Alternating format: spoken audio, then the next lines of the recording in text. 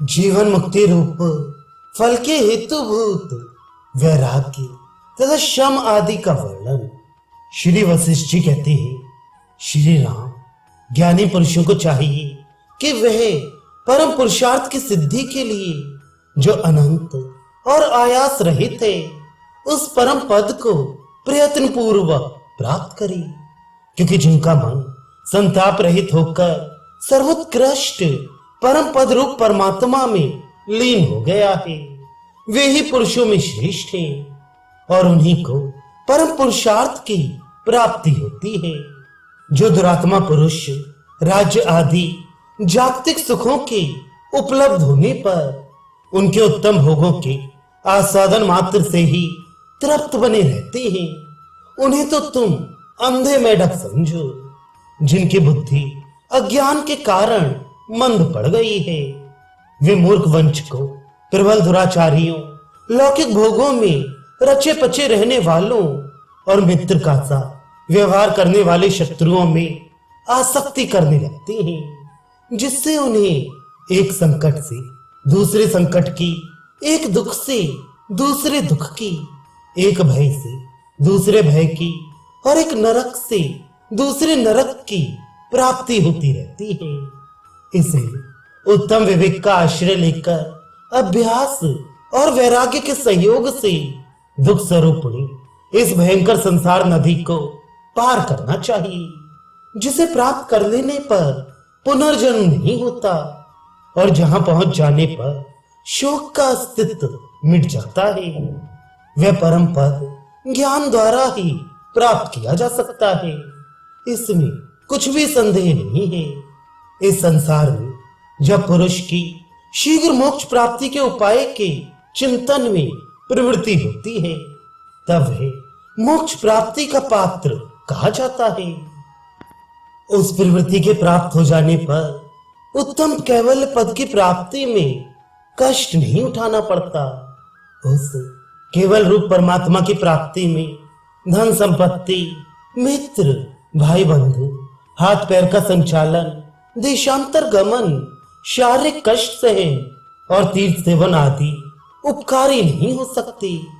वह तो एकमात्र पुरुषार्थ से साध्य केवल परमात्मा की प्राप्ति की वासना रूप कर्म से एवं मनोजय से प्राप्त किया जा सकता है।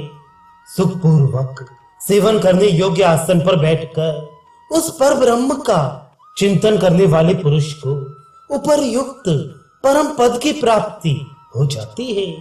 फिर तो उसे न शोक करना पड़ता है और न संसार में उसका पुनर्जन्म ही होता है। जैसे मृत तृष्णा में जलाभास दिखता है, वास्तव में वहां जल नहीं रहता, उसी तरह स्वर्ग लोक और मनुष्य लोक के संपूर्ण भावों के विनाशी होने के कारण इन दोनों लोकों में वास्तविक सुख नहीं है। इसलिए जो शम और संतोष का साधन है, उस मनोजय की प्राप्ति के लिए उपाय सोचना चाहिए। उससे वह आनंद उपलब्ध होता है जो परमात्मा के साथ एकात्म संबंध से मिलता है। अतः देवता, दानव, राक्षस और मनुष्य को बैठते, चलते, गिरते पड़ते अथवा घूमते हुए सदा ही मनोजय जनित उस परम सुख की अवश्य प्राप्ति करनी चाहिए, क्योंकि वे शांति रूप विकसित पुष्पों से लदे हुए विवेक रूप महान वृक्ष का फल है। पूर्ण रूप से शांत मन अत्यंत निर्मल और भ्रम रहित हो जाता है। उस विश्रांत मन में किसी प्रकार की स्पृहा नहीं रह जाती, उसके सभी मनोरथ पूर्ण हो जाते हैं। उस समय वह ना तो किसी वस्तु की अभिलाषा करता है और ना किसी का त्याग ही करता है। राघव, अब मोक्ष द्वार पर स्थित रहने वाले इन द्वारपालों को क्रमशः सुनो, जिनमें से एक के प्रति भी प्रीत हो जाने से मोक्ष द्वार में प्रविष्ट होने का अधिकार प्राप्त हो जाता है। शम मंगल में शांतिदायक तथा भ्रम का निराकरण करने वाला है। शम से परम कल्याण की प्राप्ति होती है और शम ही परम पद है। शम की प्राप्ति से पूर्णतया तृप्त हुए जिस पुरुष का चित्त शम विभूषित होने के कारण शीतल एवं निर्मल हो गया है, उसका शत्रु भी मित्र बन जाता है। जैसे चंद्रोदय होने से क्षीर सागर की शुभ्रता बढ़ जाती है, उसी प्रकार जिनका चित्त शम रूपी चंद्रमा से भली भांति शोभित हो गया है, उनकी परम शुद्धता की अभिवृद्धि होती है। जिनके कलंक रहित मुख चंद्र में शम श्री शोभित होती है, वे अपने गुण रूप सौंदर्य से दूसरे की इंद्रियों को वश में कर लेते हैं तथा वे कुलीन शिरोमणि एवं वंदनीय है। त्रिलोकी की राज्य लक्ष्मी भी वैसा आनंद नहीं प्रदान कर सकती जैसी आनंददायिनी साम्राज्य संपत्ति के सदृश शम विभूतियां होती हैं। लोक में जितने दुख, जितनी दुस्सह तृष्णाएं और जितनी दुखदायिनी मानसिक व्यथाएं हैं, वे सब शांत चित्त वाले पुरुषों के निकट जाकर वैसे ही विलीन हो जाती हैं जैसे सूर्य की किरणों के संपर्क से अंधकार का विनाश हो जाता है। शम परायण पुरुष के दर्शन से समस्त प्राणियों का मन जैसा आह्लाद पूर्ण एवं प्रसन्न होता है, वैसा चंद्रमा के दर्शन से नहीं होता।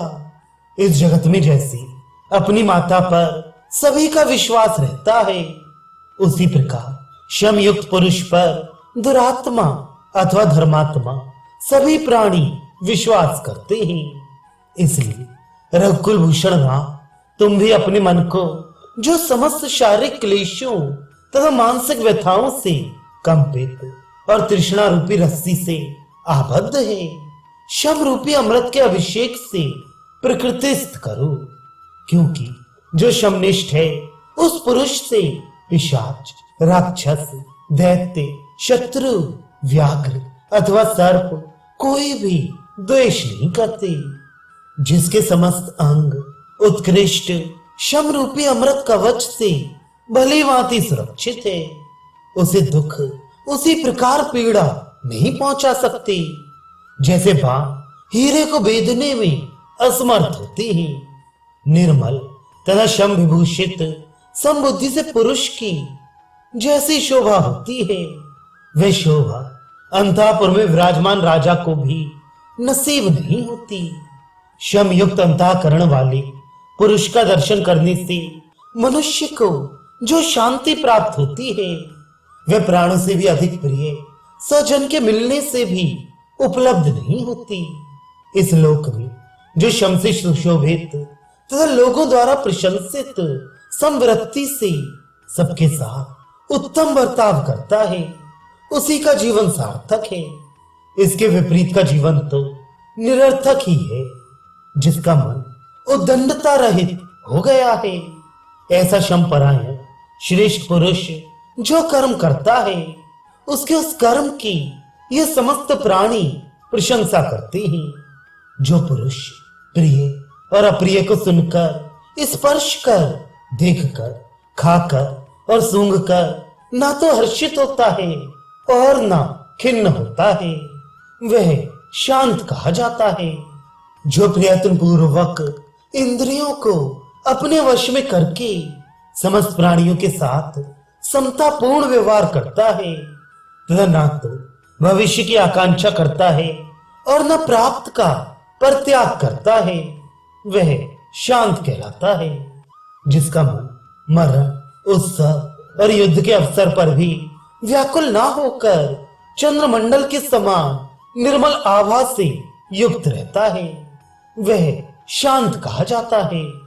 हर्ष और कोप का अवसर उपस्थित होने पर भी जो पुरुष वहां अनुपस्थित के समान ना तो हर्ष को प्राप्त होता है और ना क्रोध ही करता है, बल्कि उसका मन प्रगाढ़ निद्रा में सोए हुए पुरुष के मन के समान निर्विकार रहता है, वह शांत पद से विवरित होता है।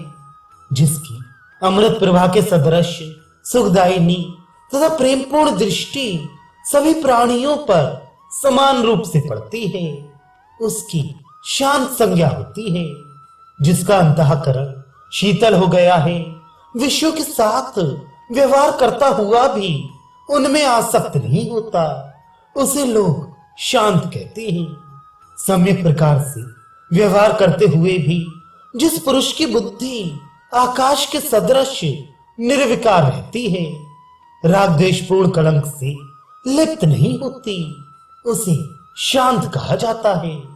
तपस्वियों, विद्वानों, याजकों, नरेशों, बलवानों और गुणियों के समुदाय में शमयुक्त पुरुष की ही विशेष शोभा होती है। जिन गुणशाली महापुरुषों का मन शम में आसक्त हो गया है, उनके चित्त से निवृत्ति का उदय होता है।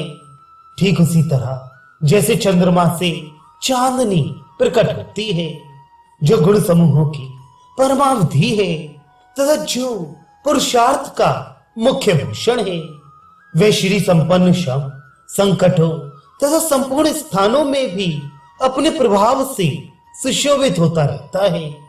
रघुनंदन, जिसका अन्य पुरुष अपहरण नहीं कर सकते, जो पूज्य जनों द्वारा सावधानी के साथ सुरक्षित एवं अमृत स्वरूप है, उस शम रूप उत्कृष्ट साधन का आश्रय लेकर बहुत से महान भाव जिस क्रम से परम पद को प्राप्त हो चुके हैं, तुम भी परम पुरुषार्थ की सिद्धि के लिए उसी क्रम का अनुसरण करो।